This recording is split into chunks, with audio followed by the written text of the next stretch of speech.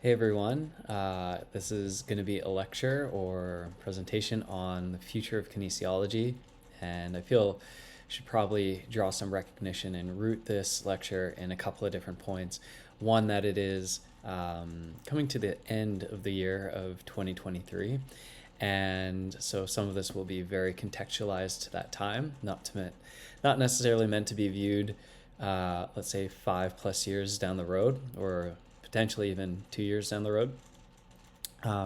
And secondly, I am a practicing member of the BCAK, so the British Columbia Association of Kinesiologists, and have been for 10+ years. In addition to kind of my education as a kinesiologist, and also a holder of a master's of rehabilitative sciences. So hopefully that provides a little bit of context where some of my perspective and knowledge is coming from for today's chat. So the plan today is we're going to cover some ground as far as some trends in kinesiology and what to kind of watch for in the future as we move forward. We'll take a look at the current state of technology and kinesiology. So that will touch base on things such as wearables and some platforms and applications in and around that. And lastly, we'll get into the future of the profession of kinesiology, because that's very recently changing quite a bit, and will continue to do so over the next 5 years for sure. And so we'll get to chat a little bit about what's going on with that. So to start off, we'll again assess some trends in kinesiology. I started this part of the chat by actually going back to what might seem a bit old, to something in 2016, who's an author, or by an author by Dwayne Knudsen, and they're very well known in the kinesiology community. In particular, has published quite a bit of frameworks and textbooks regarding kinesiology. And so I posted an article in the Blackboard shell for us, for you all to review, and kind of covers four main points as far as how the field is evolving and changing. And again, although it's a bit dated now, it's still, I think, quite relevant. And one of the main areas initially that Knudsen speaks about is specialization versus integration. And pretty much the idea there is, and has been for a long time in the field of kinesiology, is does a practitioner focus into one area and become specialized in that area, or is it more important to kind of integrate all the sub-disciplines and sub-knowledge of kinesiology and practice from that kind of perspective, and or be more wholly integrated into let's say a interdisciplinary team even at some point to consider. And so I think the way healthcare has gone has definitely been a bit more integrated approach, and I think the value, again, this is more opinion, that a kinesiologist has over, say, a more specialized practitioner is a bit more of a holistic or integrated view of people and how they move and their health and wellness. So that's kind of one of the main points. The next is getting into the topic of academia and where research goes. So little insight for those that might not have had the opportunity to get into research in academia. Typically, a lot of the areas of study that actually get researched and therefore published and therefore shared and disseminated with the world is typically follows funding. So where the money is where researchers typically need to go. And in Canada, we're a little fortunate in the sense that a lot of our funding comes from these national level funding sources. And because of that, we get a bit more freedom and capacity to research things that are a bit more justified by the need of science. I say this tentatively, but this is in comparison to, let's say, different nation or location where there's a bit more self-interest in the funding, and therefore a lot of funding and research goes towards what is popular or interesting at the time. And because of that, we can find that funding dictates a lot of research. And perhaps a good example of this in a bit of a broader perspective would be just the difference between male and female health research in medicine. So if you look at a lot of the populations historically that research has been published on in the medical community, there's definitely a heavy bias towards men and male participants in men's health. Not to say that that's not important, it should be researched too, but but definitely in a proportionate sort of sense and relative sense, there's a big discrepancy there. So ensuring that there is funding towards relevant and important and impactful research in kinesiology, that's key. That's what we're really hoping for the field. And along the lines too with research and evidence-based practice and following science in order to practice well in kinesiology is this idea of more and more digital versions of information getting again shared or having knowledge transfer through full text articles online. And there typically has been challenges with a pay barrier with a lot of journals that kind of have that monetary kind of position over getting information out there, but that has slowly been breaking down, and largely due to free sharing of information online. And open source. One of the challenges there, though, is that the peer review process isn't necessarily fully adhered to in maybe the same manner. That's one of the issues or concerns that is arising today. So because you have a lot of these open source, I'm not going to say self-publishing, but close to being able to self-publish research as peer-reviewed research online, it sometimes brings into question the rigor or litmus test or level of quality of research that's getting disseminated into the world. So again, pros and cons on that one for sure. Last but not least, and we're going to get to chat about this quite a bit, is the technological advancements in kinesiology and how that affects things. If you've been following along with the history of kinesiology in class or sport of kinesiology, we know that anytime there's a big technological advancement, there's a change in the culture and society around that, and that includes sport, health, and fitness as well. So definitely we'll get to chat about that coming up. But ultimately, if we're to kind of reflect and summate some of the take-home point from this article, it'd be that kinesiology as a whole, as a field, as a discipline, and both practical and academic, really needs to strive to kind of evolve with all the changes that are occurring to the field, and really try to adapt and meet the needs of society, or essentially the people we're trying to serve. And even if you're heavily into research, at the end of the day, a lot of the times you're doing research to help people get better, live healthier, live longer, move longer, and that's really the goal, and where the big payoff of all of our work and effort is in the field of kinesiology, which is pretty great. But just to keep in mind that, with technology and challenges with research and funding and this kind of idea of specialization versus integration, we want to keep kind of the end goal in mind and strive for that adaptation, which I feel kinesiology and kinesiologists are a bit of an advantage because our field is so broad. We have more of an ability and capacity to adapt. And one of those adaptations that always needs to occur is with technology.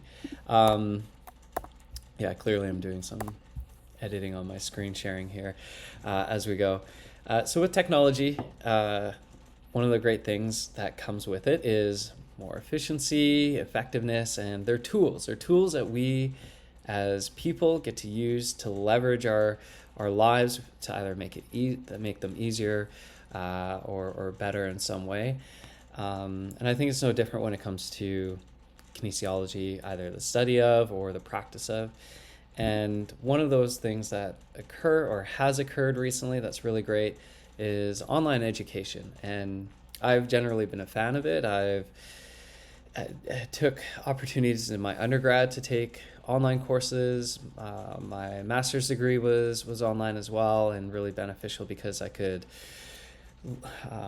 read an article or engage in a conversation with some peers in the program online, and from all over the country, I might add, which was really, really great to get a lot of different perspectives from different provinces and how healthcare is ran in those places. And then get to integrate some of those practices and things that I learned on the job with my clients, an hour later from taking in that information. So again, it was really, really practical and helpful that way. Once people are up and practicing in healthcare professions, a lot of the time you need to do something called continuing education credits, or CECs. And one of the nice benefits about moving education online is, as a practitioner, even if I was, let's say, way up north in BC in a remote area, or even in an urban center with busy clinical practices, I can go onto sites like the BCAK, or the BC Association of Kinesiologists website, and look at some webinars. So I can kind of take in some, again, content in about 20-minute segments or so, and sometimes up to an hour, usually up to an hour because it's meant to be done during a lunch hour. Learn something new, and then again try to apply that directly to my clients an hour later. Whereas normally, historically, when this content wasn't available online, what would be needed was usually traveling away somewhere. So typically self-fund or have to find some funding for travel, and then on top of that, you essentially spend a whole weekend taking in some content or seeing a number of different speakers. And it was usually a larger, less infrequent event, whereas now we can have this distributed practice where we have more, smaller, and more frequent exposures and opportunities to learn new information. So it's great. To kind of take the other perspective now, so not just the practitioner, but the, say, client or patient side, we can look at the client's access to information online. And that's been a growing thing for years. And I often get a question like, is it better that people can access WebMD or worse, as like a healthcare practitioner? And generally I say better. I think a lot of the time people, when they're searching for health information, it shows that they're an engaged client, an engaged patient, someone that's wanting more information about themselves and their health. And I think at the end of the day, that's a net benefit to the client. So I believe having that access to information is better. Certainly can potentially lead to some harm in the sense that people can get distressed at maybe some of the information they're finding. But I generally find those people continue on, find a healthcare provider, have a conversation with them, which is probably the most important thing they can do, and again, get to improve their health that way. So again, I think net positive for sure in having more access to health information out there. And that's always, again, been done typically through websites and web sources, but now even with AI and access to healthcare that way, I think we'll see more and more of that occurring. So yeah, but I'm going to circle back to the point of the BCAK website, and again, just general online resources. So as an example, what I've done is I've actually shared and posted one of the webinars regarding future tech and future directions of kinesiology with some recent research from the University of Waterloo. So this is kind of what members only, or member resources portion of the BCAK website looks like. And again, something relatively recent from last year's AGM was this idea of AI and figuring out how to perform functional capacity evaluations for workplaces. So looking at ergonomics. And there's a little webinar here on YouTube. It's by Dr. Stephen Fisher, but the link is on Blackboard for you if you want to check that out. It's just kind of as an optional resource if you're kind of interested in seeing what that's all about. I think one of the more interesting information or topics that Stephen goes through on this lecture is getting into how AI works, and more so how does it take something like video and translate that into information that the AI system can understand and therefore translate. And if you are even kind of curious in the slightest about that, or looking for an analogy to where in the everyday real world that's kind of happening already, that's the form of self-driving that Tesla is currently using as far as technology. Other vehicles, I think every other vehicle maker is using something called LiDAR, which is just laser radar essentially. But video can be used too. So yeah, something for you to check out if you're curious the direction as far as AI and in real time video stuff for kinesiologists.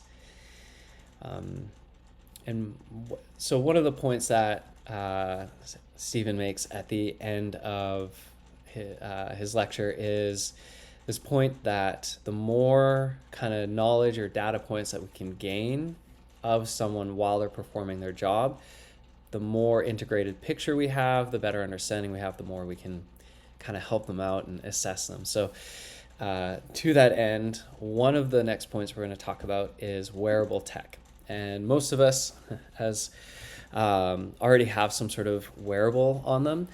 And all that means is some sort of a device that will have a sensor on it to pick up some data. Now, normally when we're talking about wearables, in particular for health or for wellness, usually we're talking about some sort of biological sensor that it's picking up information for.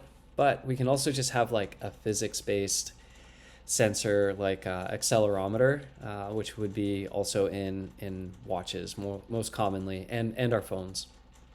And so yeah, one of the things that are helpful about a wearable, or this kind of increase of technology on us tracking our health metrics and health data, is we get a picture into our own health for ourselves that we've never really had before in history, all of history, right? And what's great about that is ultimately we get to empower, if we're working as kinesiologists or other healthcare practitioners, we get to empower people to take care of their own health. And that's really the ultimate goal. Traditionally, the medical kind of model has been, you are a patient, you come in, we, the healthcare system, will take care of you. You be passive, we'll treat you. And all research that's come out about that format or that paradigm or system has been less than great. So the ideal way is, again, get people empowered and practicing and helping their own health and invested in their own health, at least some much better outcomes for patients and clients. So yeah, ultimately, wearable technology is great. Obviously, there's some barriers. For example, if someone is seeing some sort of health data, maybe something to do with heart rate, it seems to be very high. Some of the metrics that are coming back are really concerning for a patient who might already be stressed, and therefore it stresses them out more. So now we have this kind of snowball of psychological stress for someone who's already anxious, and that's unideal. But ultimately, the hope is that they seek out help and support that they need, that maybe they might not have done so otherwise if they didn't have this drawn to their awareness. Again, a net positive, I feel, as far as giving people more information about their health and well-being. The next step to this, and I know for myself as a kinesiologist that works with athletes. So not just rehabilitative context, but more in like a performance context. Wearable tech and tracking data and metrics has been exponentially helpful.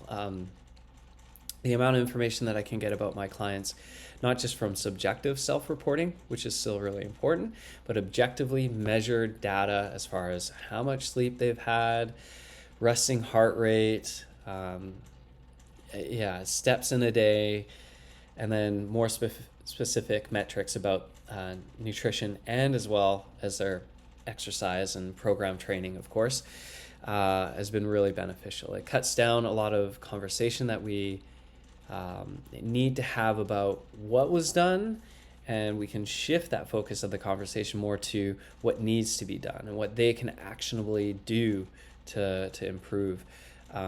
So again, it streamlines a lot of conversations, and therefore empowers me to help them out with more knowledge and help share information with them that they might not be aware was important to report in the first place.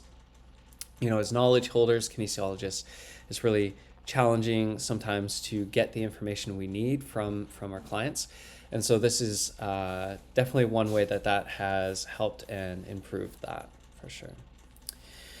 And yeah, so aside from the wearables themselves, a kind of advanced or helpful part of technology that's come along is apps. And so apps, what they do in particular that's really helpful when I'm thinking about, let's say as a practitioner, as a kinesiologist, is it kind of collects a lot of data into one place. We'll talk about that one a bit more when we get to fitness apps. But I think just apps and web platforms, just providing more access to health and healthcare for patients and clients is really, again, has been a net positive.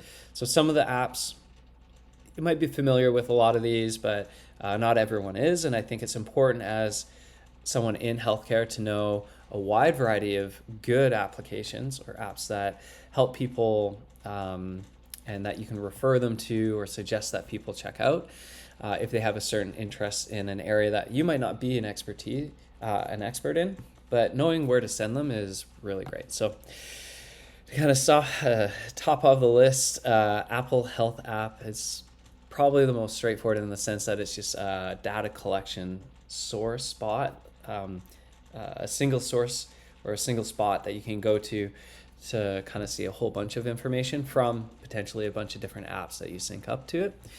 And that's really helpful. It started off, I would say, a little bit more basic in its function, but has definitely grown over the years with that integration. Again, if you don't have an Apple or iOS kind of device, you might not be as familiar with that one, but it's a good source for that. Health Tap app or virtualclinics.ca, so that would be like a web-based platform or a website. These are places that you can go to where you essentially get to have a visit with a medical doctor online. So one of the perks about that is you don't have to go into a clinic, you don't actually have to wait, and that's obviously a good, I would definitely say a good source or resource to help increase the cost effectiveness or decrease the cost on our healthcare system as far as putting strain in clinics. It's much easier for patients. You don't have to be waiting there. Sometimes if you have share with a physician what's going on with you and they still need to see you in person or run some tests on you, they'll still get you to come in at some point in time. But there's often a lot of things that can just be clinically diagnosed or prescription refills or something like that where potentially you don't need to be in person, right? If you're getting a doctor's note or something like that. So again, I think at the end of the day, it's a net benefit resource, both for the healthcare system and for patients. Other apps that we have out there, track sleep cycles, there's some yoga apps, there's some meditation apps. So this is kind of my miscellaneous point here. So Sleep Cycle is a good app for sleep, although most phones or Apple phones and watches kind of have some sleep metrics tied into them and some programming now. Headspace is a good sleep meditation, I think, wellness. I think just primarily those two things kind of app. Calm is more of a meditation app and mindfulness app, and Habit Tracker helps with, of course, building habits. And all of this is good just for general wellness and health. To kind of shift over to mental health, there's Talkspace and BetterHelp. I've had experience with BetterHelp, and generally I would suggest, again, that's probably good for people that are just wanting some immediate place to be able to track some information as far as what they're feeling right there in the minute. So they have a bit of a chat feature. You don't get a response right away, of course, but there are some mental health practitioners there that can help out. I think the other thing why I like to bring this up for students as well is they do have an option where if you feel the cost is outside of your means, you can kind of apply to work with a different practitioner who might be a bit more affordable, and then they can kind of provide the support you need that way. And it's definitely good if you're just trying to potentially work through anything really, and just have someone there to help set goals and talk about things. So yeah, and again, I think the benefit is just having that immediacy, having something right there. You can share the feelings that you're feeling as you're feeling them, and then discuss them later. So definitely worth a check out. The last kind of two are to do with nutrition. So you got Noom, which is a bit of a habit builder as well as a nutritional app, and then MyFitnessPal, which is pretty, I think, well known out there in the health and fitness industry, in the sense that it's been around, maybe it's been the most popular and around maybe the longest out of all nutrition apps out there. Really lets you kind of set in your target macro count and kind of track along your nutrition that way. Last I checked, it's not so much of a habit builder as, say, Noom is. But also on that note of being tied to kind of health and fitness and nutrition is getting into more of our fitness-based apps. And one of the nice things about these is a lot of them pull all the content into one place, and it kind of integrates a lot of information into one spot. So they'll have heart rate variability, or HRV. They can use distance, elevation, speed or pace, as far as any workouts you're doing, whether it's running or cycling or swimming or whatever. And it does that from GPS and accelerometers. Also from the accelerometers, if you're doing more of a strength-based workout, you can time things like an approximate. I've noticed sometimes it's pretty good, not always perfect, but it can approximate how many reps you do, and then it'll track how much sets. You can even track how much weight you're doing on a wearable, say like a watch. Other kind of metrics that'll work into, and this ties into a little bit of like the integrative feature of a lot of these platforms now, is sleep. And through that, as well as tracking your actual intensity and duration of your workouts, is you kind of get these scores or metrics that apps and programs will put together for people. So to be a bit more specific, there's this idea of like a fatigue or trainability score that a lot of programs will provide. And essentially what it does is it integrates a few different metrics. So for example, like resting heart rate variability, which are good indicators of where our nervous system is at and how rested we are. So they kind of get some indication of how fatigued or not fatigued someone is, and they'll tie in obviously sleep and sleep quality to that. So like what part of your sleep cycle you're in. So some of the data watches will pull for those metrics would be heart rate, but they'll also use the accelerometer to see if you're moving around while you're sleeping. So tying that information together, they get an idea of sleep quality. And again, so all these metrics are kind of based off of algorithms that this kind of mass or large data mining helps support. There's pros and cons to that in the sense that individually people might have different metrics to benefit them, and but as a whole, it's definitely helpful. I think from a practical side, as far as a practitioner, one of the great things about these apps or web platforms is you get to include things like programming, billing, and scheduling. And so from an administrative point of view, as far as your business operating and interacting with clients, having one place where all of these things can occur is really beneficial. And so one example of an app or web-based platform like that is Trainerize. So I was going to show you a little bit here of what it looks like.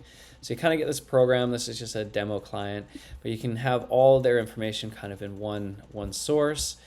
They get little rewards. They've done a pretty good job programming some stuff in. Personally, I've worked with Trainerize and helped develop some of their systems, whether it's like workout videos or just some ideas and stuff as far as what to include. So for example, we can go to, there's Timmy Explorer kind of program here, and we can actually program in things pretty easily. Workout, you can build like a daily thing. You can set like different repeats for when these workouts happen. You can add in different training programs from pre-built days as well, with different timers, instructions, and tutorial videos.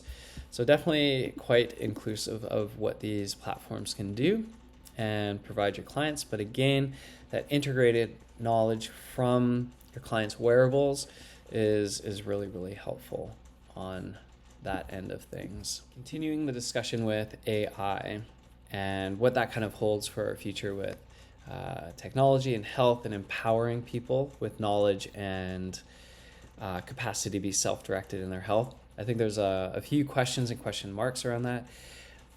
I believe it'll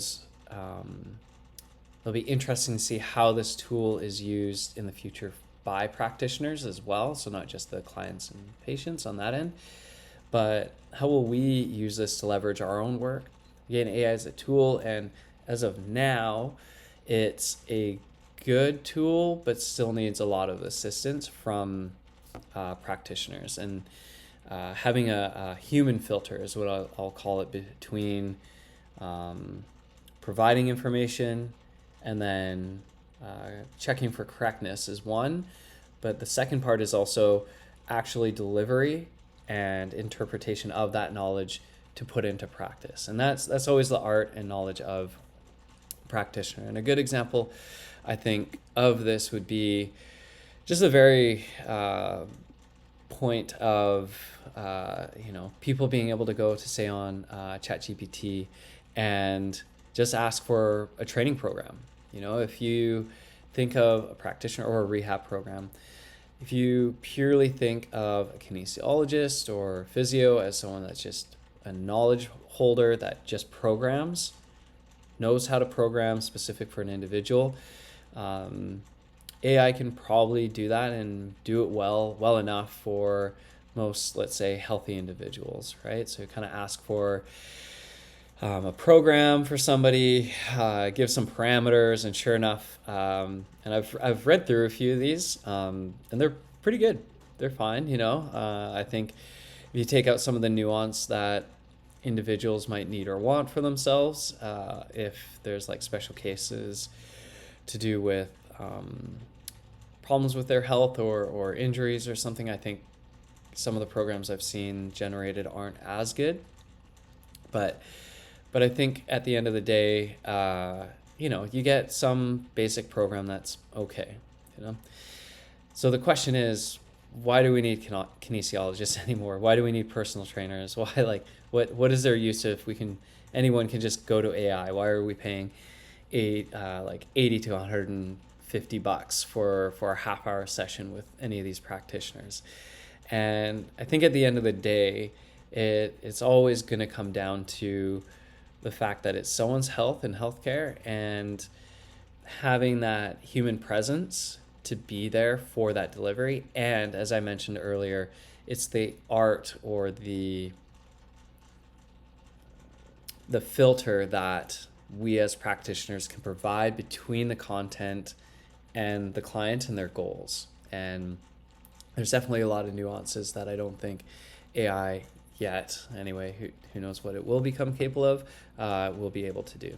Okay, but I think to that point, and just to, again, maybe a point of reflection for all of you as you get into your healthcare practices, and kind of going through your academic life, is that exact question. What is my role as a healthcare provider if just not wholly to program? I mean, I think that's a great starting point for all of you to kind of begin with.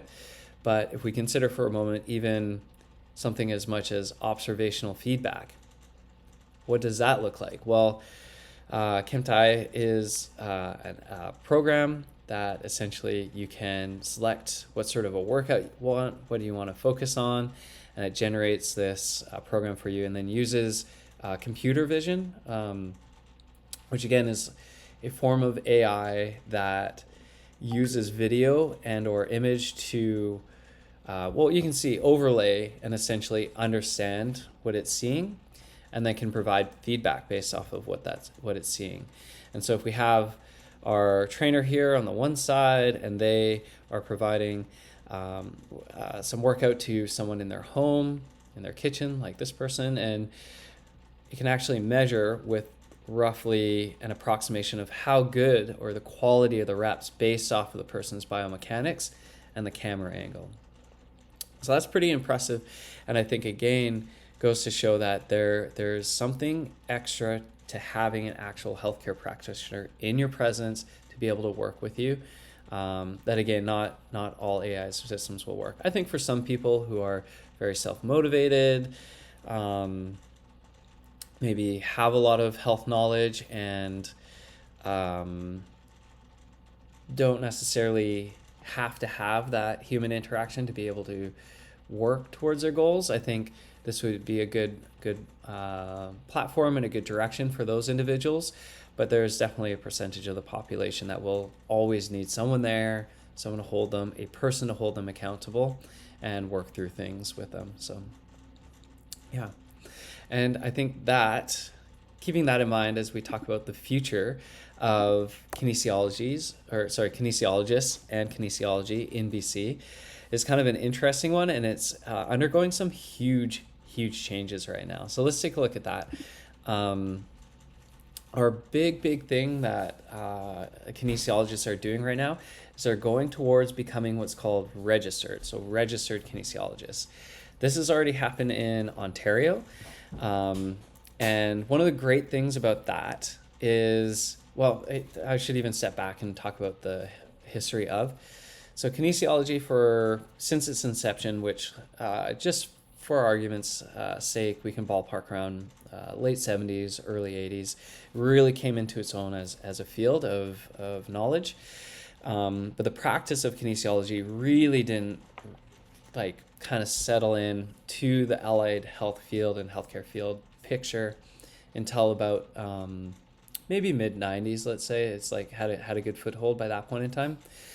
So one of the biggest challenges today is provincial and federal healthcare systems don't necessarily recognize kinesiologists as, let's say, I want to be careful with my wording here, but not necessarily a fully fledged kind of healthcare provider. They see kinesiologists as part of the healthcare field and team, in particular like a allied health field, so including a lot of periphery and kind of alternative healthcare practitioners, but they don't necessarily see it as like a qualified profession to take up some role within the medical system, let's say. And very similarly, because of that, third-party insurers, so like extended health insurers, also don't kind of take that stance. The one success if any, if we want to call it that, has been ICBC. And generally speaking, over the years, and especially since their last revision, which happened in the past couple of years as far as their billing and coverage, has really integrated kinesiology and kinesiologists into their rehabilitative context and program planning and recovery for patients. So that's been a big win. Okay, so kind of moving forward. So Ontario has had registered kinesiologists for a number of years now, and very similar to like a registered massage therapist.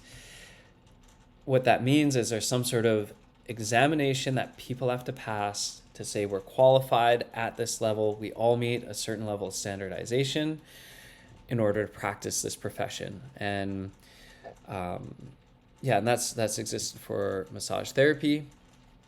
But in BC, typically all you need to do is just say, I've graduated with a kinesiology degree. Here's the courses I took. Let me sign up for the association. And so I think that's the other language component to understand, is that kinesiologists have been part of an association in BC. We haven't been part of a college. Okay, and when you're part of a college in the healthcare system, you're viewed as again, maybe having a little bit higher status or qualification needed to operate as that part in the system. And once you kind of get to that level, again, you get more recognition from federal and provincial governments. Third-party insurers are more willing to allow you to bill them, much like massage therapists. And so because of all of this, again, we finally get to this point where kinesiologists can now, as of, and I believe this is the date, you can always double check, but December 31st of 2024, if you want to practice in kinesiology as a kinesiologist, you need to take an examination. So if you are practicing and registered with the BCAK, or sorry, not registered, a practicing member of the association, you get carried over into the new system, so you don't need to take an examination. But if you want to start practicing after that, so if you're going to graduate after December 31st of 2024, you'll need to take a board exam or a qualifying exam to then practice with the College of Kinesiologists in BC, whatever they're going to be called.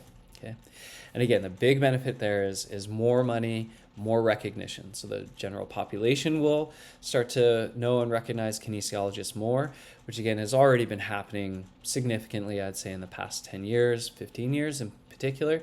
Less and less, I find I need to explain what a kinesiologist is. I'd say more and more people just know what they do and who they are. But it also helps solidify kinesiologists' place in healthcare and as part of the medical system. So that's a really great thing. That's really encouraging. It's really exciting. Universities are all tailoring their programs to be able to help students meet their board exams or qualifying examination.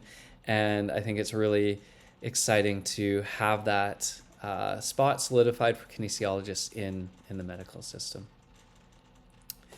Okay, and that's it for the chat today about technology and kinesiologists' future in BC. Hope you enjoyed that, learned a couple of things, and get to integrate some of this into the future and in your future careers. Cheers.